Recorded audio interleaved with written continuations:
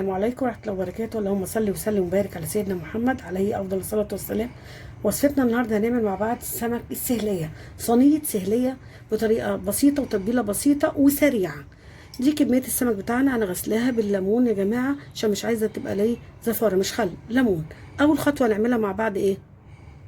أنا محضرة الطبق بتاعنا كده، وهنعمل التتبيلة سهلة وبسيطة خالص وسريعة في الجو الصيف الحر اللي احنا فيه ده.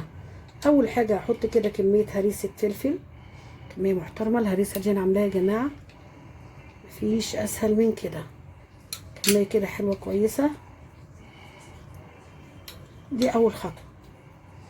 وهننزل بقى بالمكونات بتاعتنا اللي هي عباره عن الثوم، راس ثوم كده حلوه،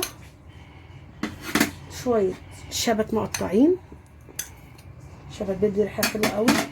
ليمون، هاخد شويه من الليمون ده وشويه هخليهم للاخر، وشويه زيت. احنا هنعمل صينيه سمك بالزيت والليمون يا جماعه، بالزيت والليمون، طريقه سهله وبسيطه. وننزل معانا برده كده بشرايح الليمون، واقلب المكونات دي كلها بتاعتنا مع بعض. هننزل بقى بالتوابل بتاعتنا اللي هي عباره عن ملح وشطه، ودي حسب الرغبه، وكمون وكزبره ناشفه مطحونه، ونقلب. مفيش اسهل من كده ولا اسرع. بص انا قلبت يا جماعه التتبيله بتاعتي، تتبيله مفيش اسهل من كده. صينيه سهليه بالزيت والليمون، خطيره وسهله كده. السمك بتاعي يا جماعه متقشر ومتنضف من جوه، وابتدي انزل بكميه السمك بتاعنا كده في قلبها، وابتدي اقلب كده. وانا بعمل ايه؟ هعمل كده بايدي واحده واحده في السمك، شايفين كده، واخد وادخل كده من جوه بشرايح الليمون بتاعتنا الجميله دي كده. وادي السمكيه كده من بره ومن جوه في الراس وكله كده يا جماعه، كله كده بنفس الطريقه.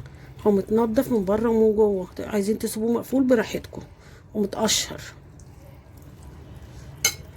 بصوا كله كده في قلب بعضه. بصوا يا جماعه، بعد ما تبلته كله في قلب الصينيه بتاعتنا والطاجن، دي بصلايه صغيره خالص خالص مقطعه كده حلقات اهي، ومش هحط لها اي حاجه. هو طعم السمك هينزل فيها، انا هحطها بس كده ايه كفرش. هو طعم السمك، الصوص بتاع السمك ينزل فيها ويدي لها طعم. وابتدي ارصص كده السمك بتاعنا كده كده. بصوا بقى بقيه الليمون اللي معايا اللي انا قلت لكم انا مخلياه، هعمله كده عشان هو بالزيت والليمون كده على بقيه السمك. انا عصره حوالي 4-5 ليمونات، بسم الله ما شاء الله، عشان هو بيحب الليمون. دي اول حاجه. دي كده بقى الزيت اللي هو انا هخلي بقيه الدقه، اقول لكم هنعمل بيها ايه. بس انا هحاول بقيه الزيت كده اللي باقي احطه عليها كده بس. وهنحطه في الفرن في الرف اللي في النص على درجه حراره 200 يا جماعه. ده شكل السمك يا جماعه السهليه بتاعنا بعد ما خرج في الفرن. قعد حوالي تلت ساعه، اكله سهله وسريعه. بقيه الدقه اللي معانا انا عصرت عليها ليمون تاني كده، وهو لسه سخن طالع من الفرن، وقعد تلت ساعه.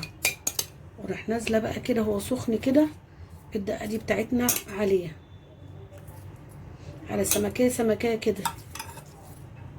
شايفين يا جماعه شكل السمك السهليه، الشكل في الاخر جميل ازاي بالدقه. بصراحه اكله سهله وسريعه وخطيره، طعمها بجد جربوها تعجبكم، خطيره طبعا مع السلطه ومعاها الرز بتاعنا، رز السمك. وان شاء الله نتفرج على الفيديو بتاعنا ويعجبه، تعملوا لايك واشترك في القناه ويفعل الجرس عشان يوصل له كل جديد.